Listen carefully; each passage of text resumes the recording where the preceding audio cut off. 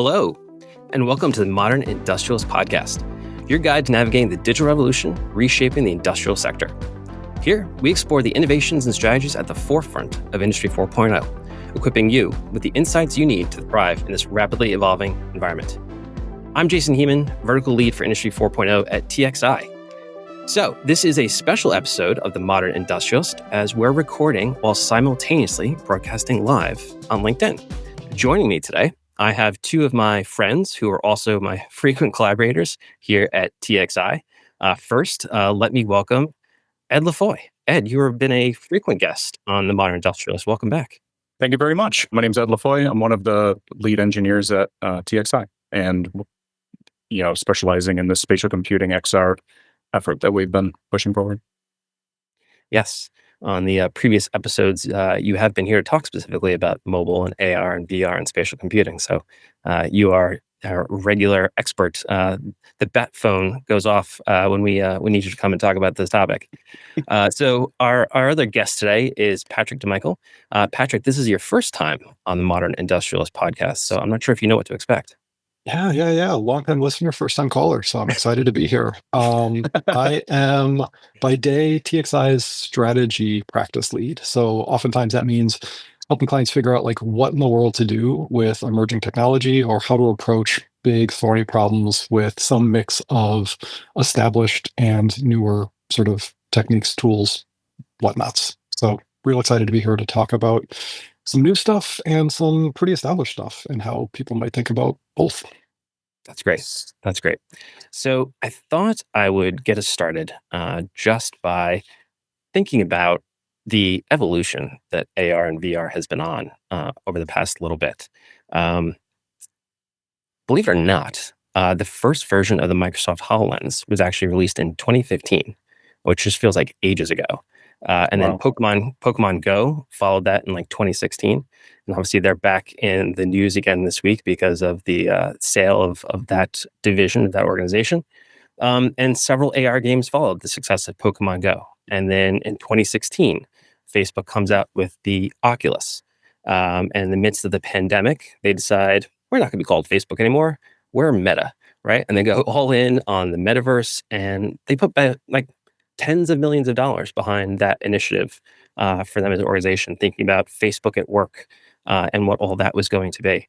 Prior to the explosion of AI, NVIDIA made a really significant bet on what it called its Omniverse and what the GPUs would be able to render and simulate in this type of a world. Snapchat's been playing in this space with their Snapchat Spectacles. They just released their 5th version, I think, last year. But I think it's safe to say that 2024 was the year of the Apple Vision Pro, which by some accounts was a disappointment in terms of total sales. But yet there's good evidence that Apple is going to continue to iterate on this. They're going to continue to advance both the software and the technology. And there's indicators that Samsung is going to get into the space as well. So I thought we could just open the discussion today, kind of probing a little bit about what is it about AR and VR that seemingly intrigues us to the point that despite some setbacks, despite having a breakthrough moment, there's a continued push to try to find ways to have this technology have a moment. We're still intrigued by it. We still believe that there's something there. Ed, do you want to have first crack at that? Sure. I mean, I think, once you start kind of pushing the digital world and the physical world together, you kind of open this Pandora's box of infinite possibilities. I think one of the most obvious angles here is to use this sort of thing as kind of a training mechanism. I used to do e-learning stuff way back in the day when I used to work at Raytheon, and that was all in Flash, if any of you remember what Flash is. And to go, fast forward 20 years and see the amount of upgrades in the e-learning space with this sort of technology is just wild. And to be able to take people out of the, dangerous settings, or to be able to give somebody hands-on training when they're not actually touching a real thing. I think it's hard not to come back to this type of thing. in very specific industry contexts. I feel like this tech has been coming for a while, right? Like always coming, hasn't quite yet fully arrived. But I think it's gonna, right? I truly do. It feels like historically, every technology we've seen has gotten smaller and more capable over time. And like that's the nut to crack for me is like how do these headsets and augmented reality sort of like devices get smaller and smaller from a form factor while simultaneously getting more and more powerful, right? Like Vision Pro feels to me like really, really well suited for entertainment and pretty well suited for some narrowly specific like work use cases. And I'm not going out in public with one on my head, and I can't imagine anybody doing so anytime soon, right? And so it's like that shift, though, I think is going to happen as like form factor gets a little bit better, or people figure out like how to get models into these tools in more thoughtful, useful ways. Like when I see the use cases Apple outlines for like how to think about this stuff in a work context, like I believe those use cases, right? It's just much more about how do you get to a place where you can drive a bit more like adoption inside of a workplace? How do you get to a spot where you can more affordably license the tech? Like it's all gonna be there soon. I'm convinced. There's just benefit and risk in being one of the orgs that adopts early. Yeah, I think the point that I've found encouraging is that we're starting to see more examples and use cases that are getting publicized and picked up and surfaced in conversations like here at the Modern Industrialist. DHL released a study recently that they created like a vision picking pilot program that delivered 15% efficiency in the picking process, right? So you can see how an augmented reality situation there could speed that task in package delivery and sorting and what have you.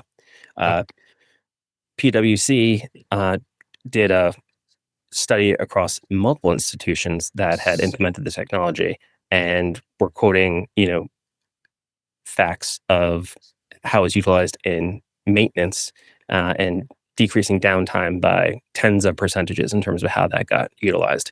And that feels very esoteric, which is why I was glad a couple episodes ago we were able to have Brian Montanari from HABCO on. And for people who didn't have a chance to consume that episode, Brian works as president of an organization that services the defense and aerospace industry. And a key part of their process involved putting a stencil, a sticker, onto a piece of metal that was going to go onto a jet or a helicopter. And that process of fixing the stencil in just the right way was a time-consuming process because they had to get the jig right, call it a couple of hours to get it exactly perfectly aligned. And the realization that he and his team had was like, wow, this is a perfect setup for an AR solution, right? Instead of having a physical jig set up around it to get the exact placement, why couldn't we use a virtual visual representation of those points and orientation to get it done correctly? And the challenge he gave to the team who were developing for him was like, I want it to be so simple that my teenage daughters could do it without thinking twice. And that was the bar he set for them, and he cleared it. And it's been a significant time saver in their process, right? So just like a concrete example there of where these technologies are starting to like enter into the manufacturing industrial process, I'm hoping is going to inspire people to think about different use cases in different ways. Why do you think that resonated with Brian, the idea of like the stencil and the jig and the time saving? In my head, it's because it busts out of the headset. And that feels like a really important distinction, right? Like whenever a conversation starts with like VR, AR, XR, I wrongly think in terms of the device I've got to put on my face and not the ways in which like tech could start to inhabit the physical space that I'm in. And so I feel like that tends to be the breakthrough moment of, oh, wow, I get it. It's a laser guide that is being sort of put into place for me automatically, not a virtual thing that I've got to go elsewhere for. And that tends to be a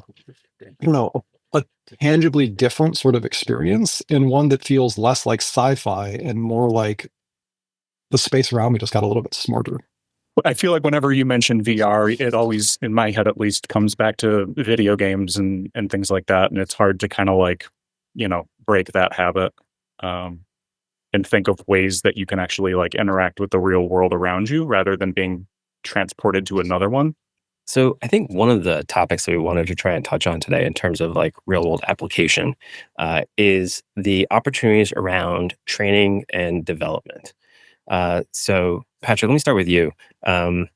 There's so much, I think, especially in like industrial manufacturing capacities where staff development, team development, training is a really important part of the overall process. A lot is invested into that. What are your thoughts, or maybe even some examples that you've seen in terms of potential roles for AR and VR in that training and staff development kind of capacity? Yeah, absolutely. Like it feels like there's lots of places where this sort of tech seems like super relevant, right? The ones that come to mind are, if we think like strictly in the virtual reality side of things, I think training on what the industry calls like high value assets, right? Like think manufacturing lines that are important to keep up and running, or where like the financial cost of them going down for training is high, right? So like there's lots of benefit to like virtualizing that manufacturing line so that training can happen on the fake thing while the real thing keeps running, right? It enables technicians and operators to like play test scenarios. What happens if I do this? What happens if I do that? And just get more comfortable and proficient with the machine before ever like laying hands on the machine. And so that's super interesting to me. There's scenarios that you can simulate that are dangerous, right? That are not the sort of thing that somebody's going to get direct exposure to unless something goes wrong. Or it's an inherently like hazardous situation where you don't want somebody's only exposure to be in front of the hazardous stuff, right? It's like again, like virtualization that makes a lot of sense.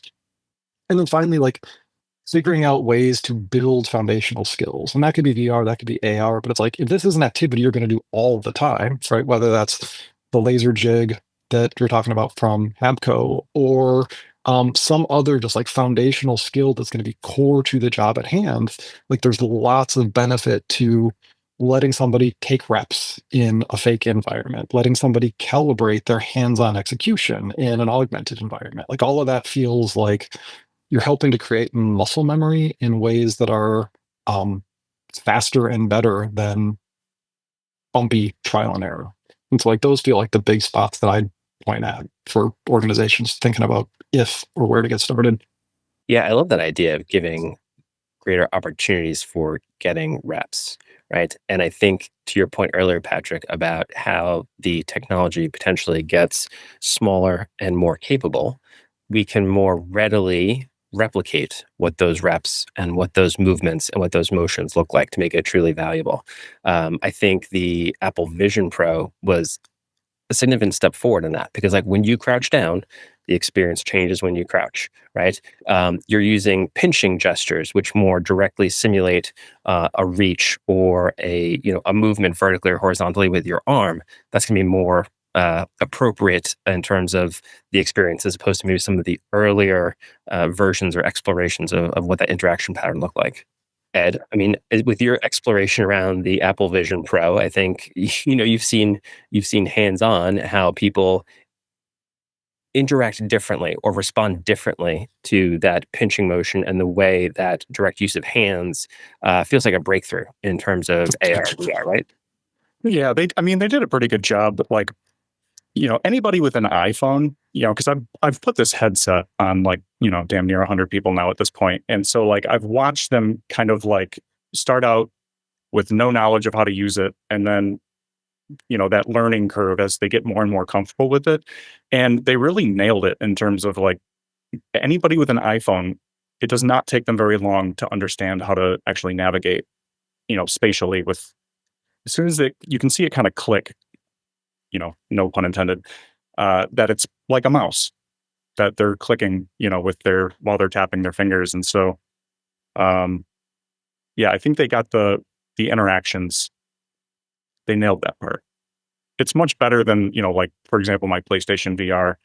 You need a controller for that. So you don't got to carry around anything like that. You got your controllers just with your hands. It makes for some interesting opportunities to. Yeah, and beyond just like muscle memory and movement, you can also simulate the idea of like reaching for a different tool or what is the right tool in this use case. Is now a good time to actually maybe talk about the demo that you had? There's a video that we'll put up on the screen here in a second. Yeah, why don't you set up in terms of like what inspired the idea here? Mentioning my e-learning days. Once upon a time, we built a kind of like automotive technician e-learning module that allowed somebody to pop the hood of a car, and then they had their suite of tools. They had a digital multimeter. They had their Tech 2 that you plug into the ODB port, and they had this hypothetical symptom from a customer explaining what's wrong with their car, and it's kind of like open world from there. They're trying to figure out and diagnose, and you can take the car for a test drive and all that kind of stuff. And once I put the headset on for the first time, I immediately thought of that, and I was like, I got to rebuild that, and build something immersive that is kind of like the same type of setup. So what you're seeing here is essentially just rotating tires. It's like the most basic thing you could possibly do. But when you're actually picking up an impact driver and you're taking off lug nuts in this virtual world, it doesn't seem so simple. It's much more immersive, and it's a simple process, but doing it with this like fake digital car that's suddenly in your living room is a pretty cool experience to see. What he's doing right now is just checking out the inside of the car. Someone spent some good time making the 3D model of this vehicle. There's like smudges on the glass. The mileage is like 250,000 miles is probably what you would get in this car. Yeah, you can pop the hood. But essentially what you're doing is giving them a set of tasks that they need to do in order to rotate a tire. I mean, you mentioned the living room, and you set it up in my literal living room, and my immediate response was inappropriate for public consumption. Right? It was mind blowing to see the car drop on my couch, to step inside of the vehicle in ways that felt very, very real. And while tire rotation doesn't feel like the most pressing use case that most of us are going to be thinking about, it was really interesting to just get hands-on with a process that's familiar in an environment that wasn't. And that was really pretty neat. Yeah, the goal of this whole thing was to kind of show off, or not to show off. It was to show off the technology, but it was more trying to meet somebody where they are to kind of start a conversation. Like, this is the type of thing this headset can do. This is, a hypothetical of what you could use it for. And I feel like in that way, it did what it was intended to do. I think one of the funnier byproducts of taking this demo on the road, as we have to different clients, is having to let them know ahead of time, like, no, we're going to do a demo. We need the biggest conference room you have. Because it is AR, VR, but you need enough space to literally walk around the car and do all the things, which I think, again, speaks to the practical sense of application, right? If you're putting someone into this kind of experience around a piece of machinery on a production line that they've never been around before, it's helpful for them to have the right sense of scale in terms of what they're interacting with. Great. We've got a question from the audience. Patrick, you were talking a moment ago about the 3 types of use cases in terms of high cost, danger, and reps. I don't know that there's a specific industry that aligns better with one of those use cases that we've seen a trend. I don't know that we have enough real examples of application to start identifying trends across industries. But maybe you can expand upon what you were saying before that might help answer Jeff's question with some detail.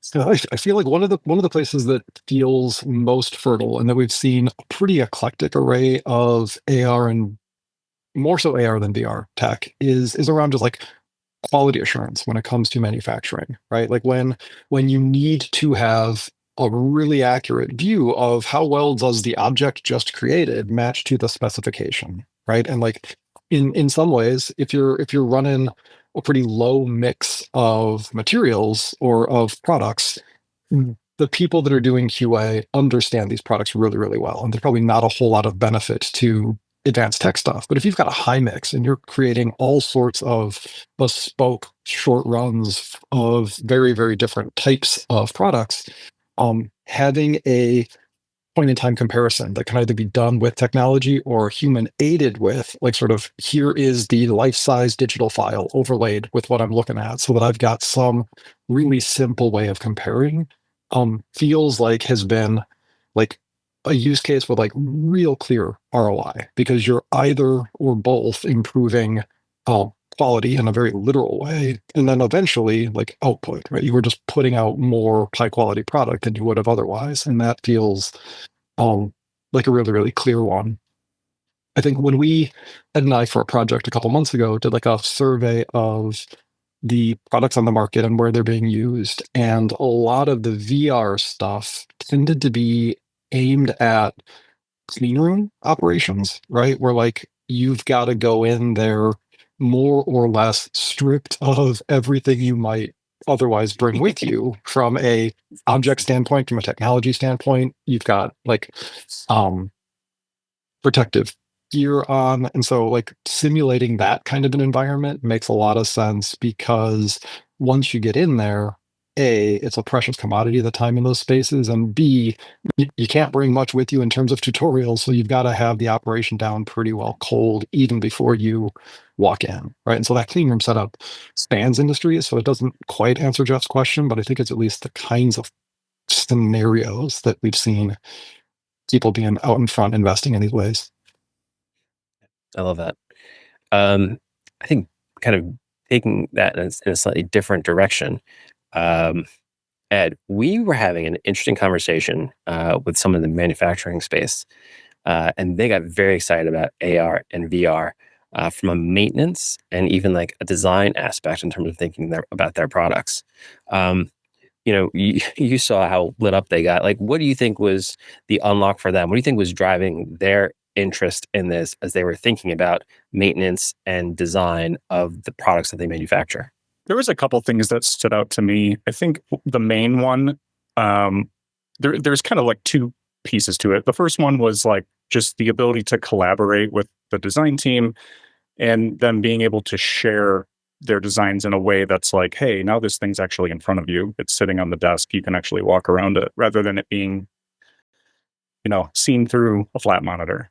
I think the other part that stuck out to me was specifically around like retroactively changing the design.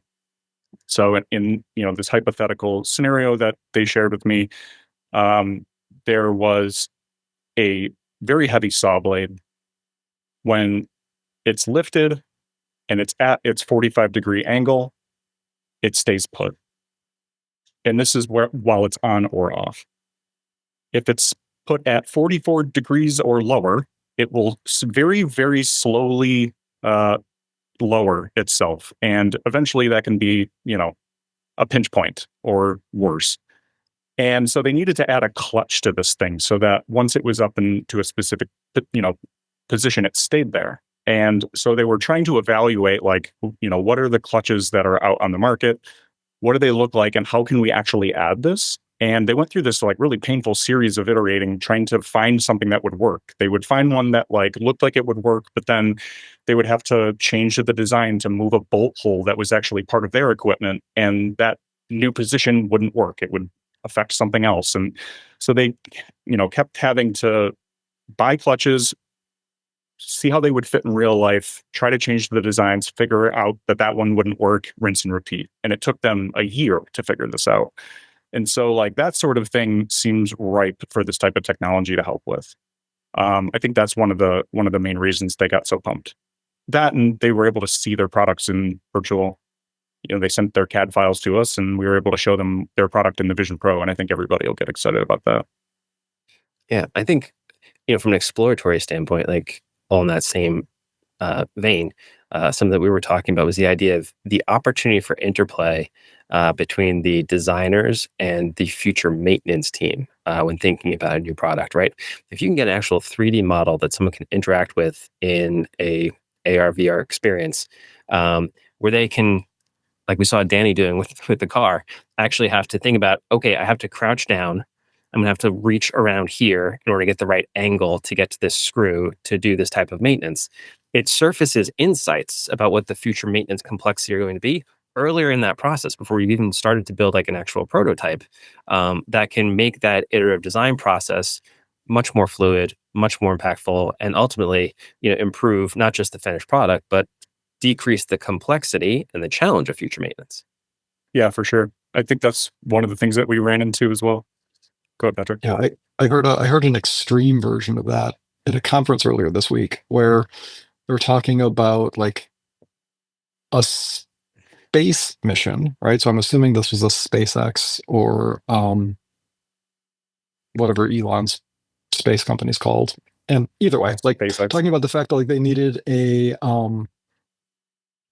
to make a replacement to a chip that was in one of the hardest to reach places inside of an already built rocket ship, and recruited the smallest person in the company in order to do this work.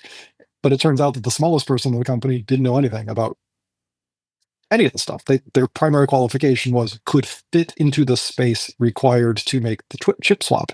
And so like they ended up virtualizing the environment, virtualizing the training so that this person could slither into the right spot and eventually like make the swap. And it was just this wild, outlandish scenario that I can't imagine is going to be the base case, but it's interesting to think about when you really need to make a change and it's going to be cost prohibitive to do anything else.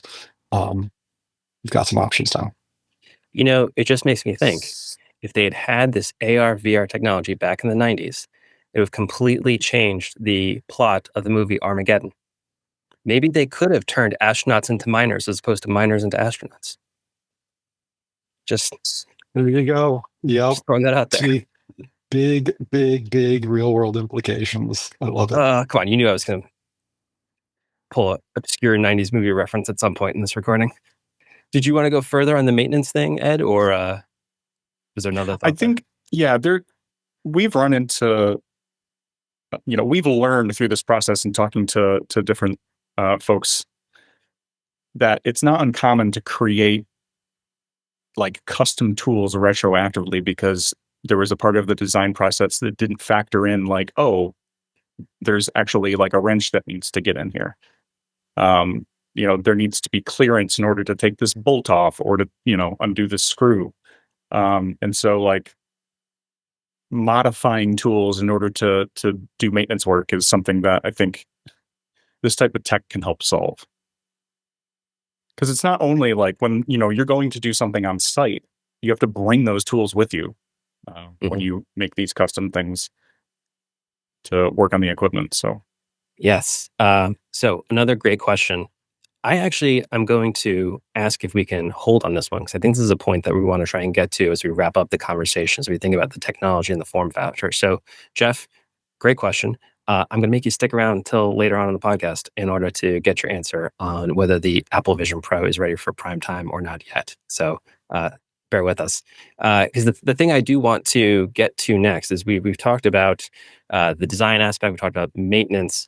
Patrick, there is a training component to this that we've been talking about, obviously.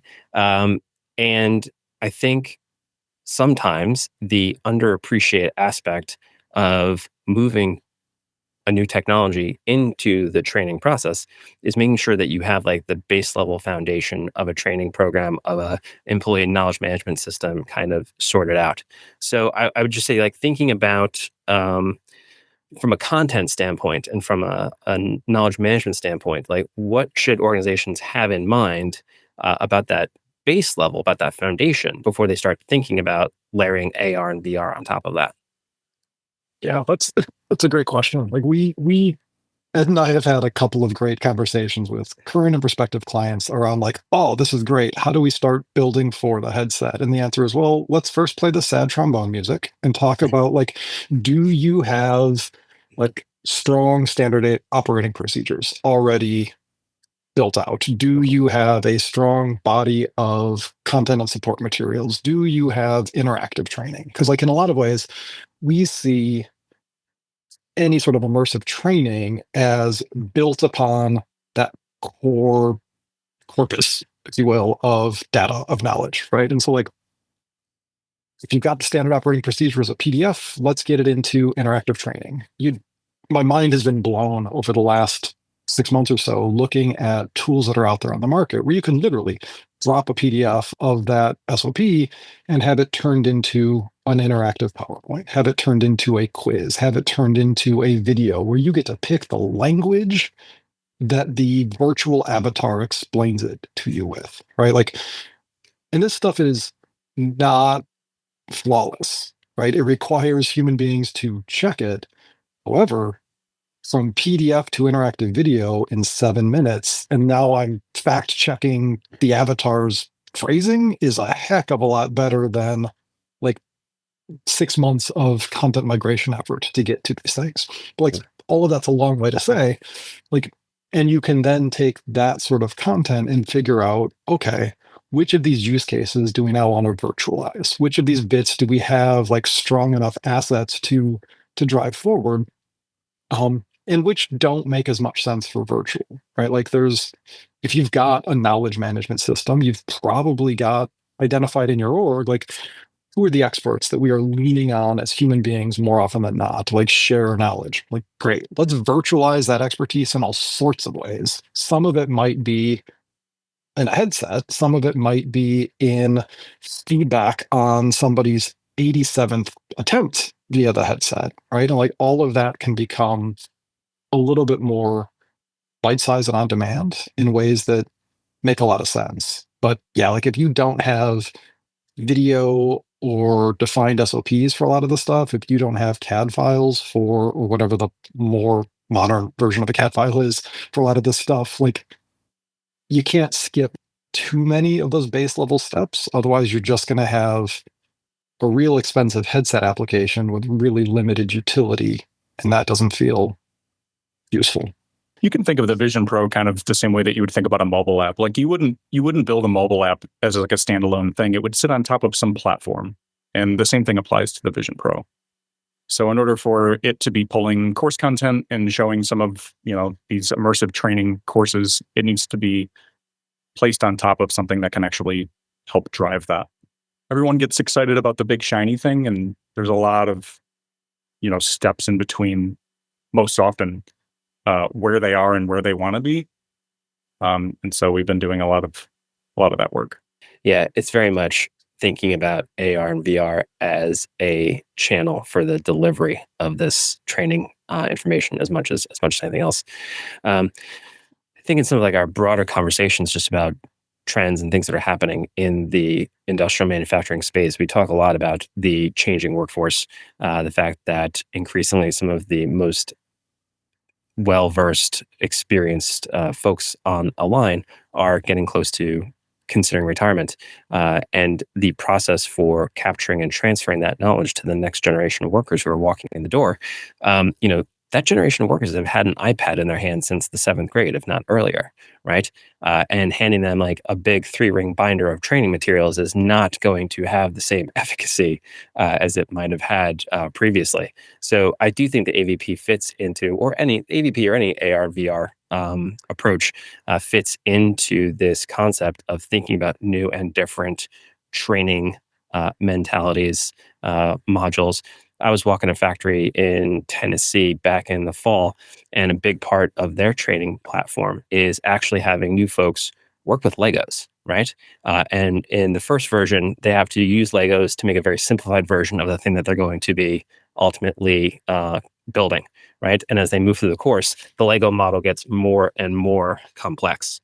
And again, it's building like that process knowledge of first I do this, then I do this, then I do the next thing, even though the scale is completely different and the parts aren't exactly the same. It's a way of like instilling the memory of the order of operations.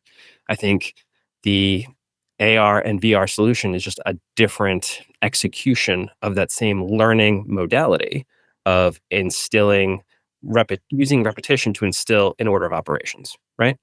Yeah, I think that makes a lot of sense to me, right? Like there's ways in which like the tech intervention is the move. There's ways in which I think contextualizing the knowledge you've already got as an organization can be the move, right? And contextualization, I mean, like getting some of those experts inside of your organization to share pretty broadly in a semi like scripted way. Like, tell me about these sorts of scenarios. Tell me about these sorts of scenarios. Tell me about all of these sorts of things that the newbies in the organization are going to encounter and not know what to do with, so that we can start to put some structure around how and when we share that kind of stuff. Because the question about like, is Vision Pro like sort of ready for prime time?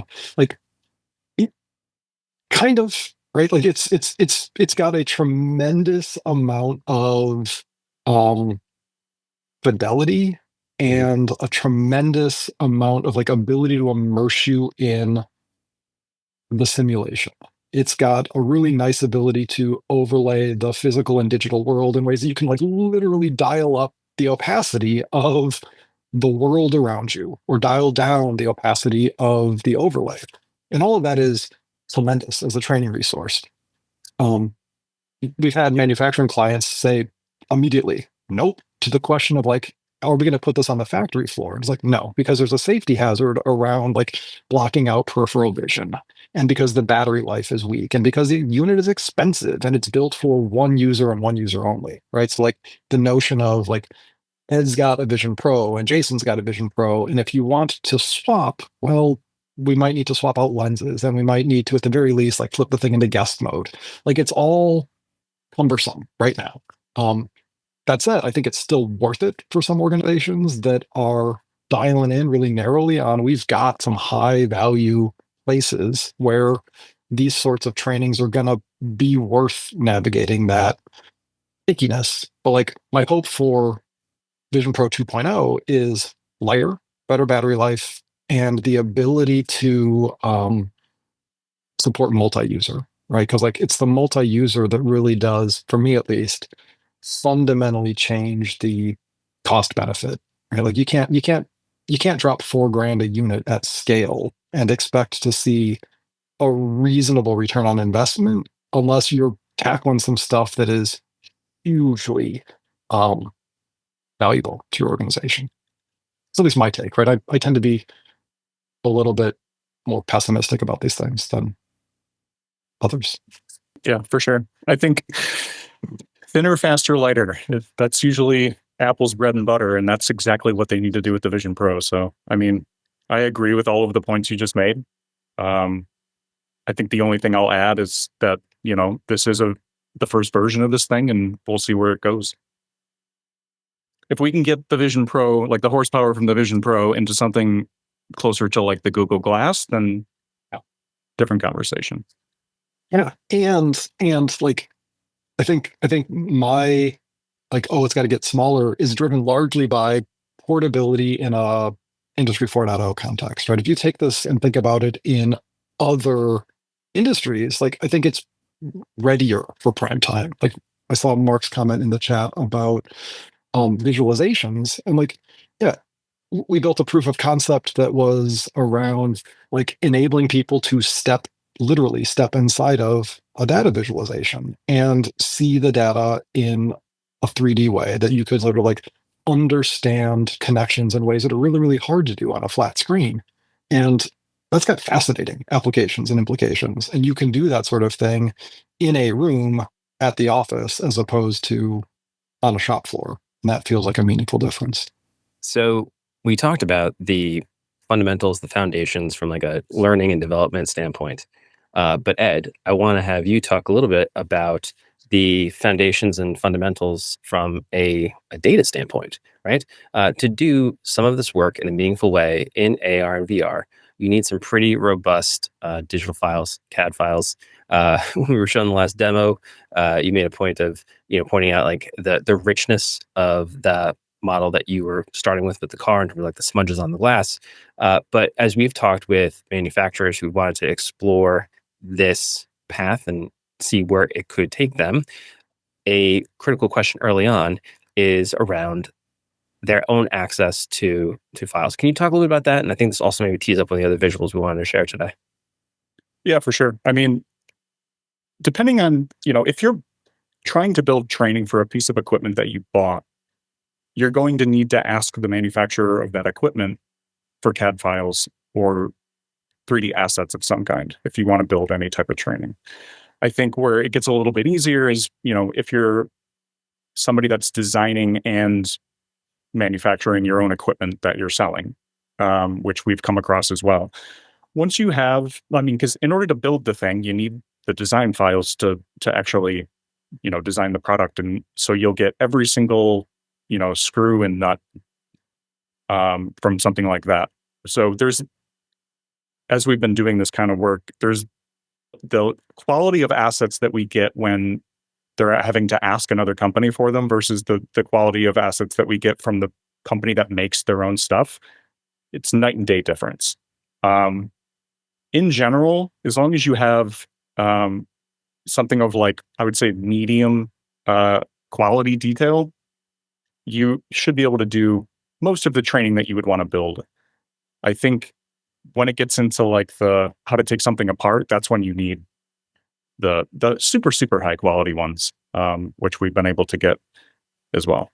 Yeah. Why don't we pull up that example and you can give the audience a bit of a glimpse in terms of what that level of detail really starts to look like, right? So here we have what looks like a rather nondescript piece of lab or testing equipment. Of course, it's outside on a grassy field because that's where you would go to do this type of training. Exactly. Right? Yes. This thing assembles. Before we talk about the beauty of this machine, let's just picture in our heads Ed in a park wearing this headset, walking around in circles as cars are driving by, because that feels just delightful to me. Sorry, yes, it was as stupid looking as you can imagine. So yeah, this is an O-ring assembly piece of equipment. And this is just a real quick demo that I threw together that just allows you to basically take the thing apart. And so things that are using the same kind of material will all come off at the same time. So it's not, it would look different if we were trying to build a training module out of this. But this essentially allows you to just rip this thing apart, which in this case, I've broken them into individual pieces. And so you'll see parts coming off from the individual. I think there ended up being 5 or 6 modules, but this is essentially, the Christmas morning, rip and tear, just pull this thing apart and see how it works. But you can see the individual pieces that come off of this is the type of quality that you'd want if you're going to build something that you're trying to train around. And most people that are, designing and selling their own equipment or products are going to have files that would support something similar to this. Tying this back to, again, different learning and training modalities. The way that we've talked about this, I think, is in 2 different buckets. Yes, obviously, you could get into much finer groupings of the individual elements. Again, this is just a demo. But what that's giving you a sense of, if you can get to that level, again, the order of operations of okay, I have to pull this screw off first and then the other screw, and then I can remove this side panel. Once I have the side panel removed, I can get access to this sprocket or this gear or this belt. And that is the thing I'm trying to get understanding of. I would say, though, from a learning modality standpoint, there's even value in this level of fidelity and organizational components because it allows you to kind of still truly explore the device in a 3D way and get a sense for how all the pieces fit together and see it in ways and angles that would maybe even be harder if you're trying to work with a physical thing, right? Yeah, totally. I mean, I hit the button at the end. I don't think I clipped that part out, but there's a reset button and the whole thing goes back together.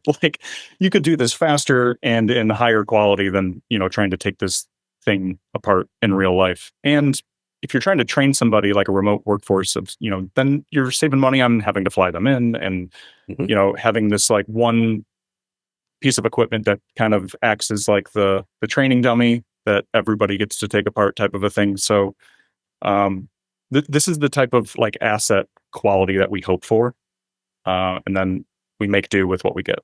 Let's circle back to Jeff's question and think a bit about big picture here, the intersection of the hardware and the experience. Um, like we said, in some ways, the Apple Vision Pro has not lived up to some of the hope that was built around it. We recently saw that Microsoft is going to stop supporting the HoloLens, and another company is going to take over the future of that hardware. But Samsung feels like this is a space that they want to get into, and they've seemed to show their intention to do so later this year or possibly in 2026. So I think the question is like, what are our feelings at the moment in terms of the path forward for the intersection of hardware and form factor and the use cases? I remain pretty optimistic that it's going to get there sooner rather than later. And by it, I mean like sort of AR and VR tech in general, right? Like I have nowhere near the context necessary to like speculate confidently on like what Apple's going to do with the Vision Pro, but I do think that like we continue to move in this direction, and the tech's only getting better, and so it's simply a matter of time. And so like if you're not yet convinced, which I don't fault you for at all, like I would think about what's the sort of infrastructure and groundwork you can be putting in place now to enable that future as it gets closer, right? So like if you're not sure that immersive training makes sense, great. Let's focus on the knowledge management system you need to deliver interactive training right now, and the ways that you could start to capture institutional knowledge and make it more accessible. Because like I think in the back half of this year, in 2026, like the headsets are going to get smaller and better, and those opportunities are going to open up. And so like I wouldn't fault anybody for saying I don't trust it yet, but I'm pretty optimistic that we'll be able to trust it soon, if that makes sense. Yeah. Yeah, I agree with everything you just said. I think if you're not on board yet, just wait a while. As these new versions come out, hopefully they stick to their, thinner, lighter, faster, and we'll see a version of this that is all of those things, hopefully at the same time, and the conversation will change a little bit. I remember when they first released like the Apple Watch, and I was like, I'll never own one of those. That thing looks so stupid. And I've had like 4 of them at this point. So they're in familiar territory, I think. And it feels like whether we're talking about like augmented reality things, virtual reality, or just like tech interventions of whatever level of like sort of sophistication or simplicity, we're oftentimes nudging clients to think about it as like, where can technology help address an operational bottleneck or get you to parity in the industry where you're lagging, Right. or help you like strengthen something that's already a strength? Like that sort of analysis can identify like sort of the places worth concentrating effort. And then like you can have a real and nuanced conversation about like, well, is AR the move here, or is it simpler than that? Is it more foundational than that? But like, I don't know, I go back to first order stuff, like identify the problem worth solving and then figure out whether a solution like this makes sense now, next, or later. Yeah. I'll put in a last call for questions from the audience, and we'll see if anything comes in. I'll share my take, where I think almost regardless of where some of these technologies make a breakthrough in terms of adoption, I think the interaction points, the ways of working with the technology is expanding our thinking, right? So it's less about how ubiquitous is the Apple Vision Pro going to be versus from a experience design, from a problem solving standpoint, from a technology standpoint, what have we learned in the last year in terms of the value of someone being able to pinch and touch and move their arms, right?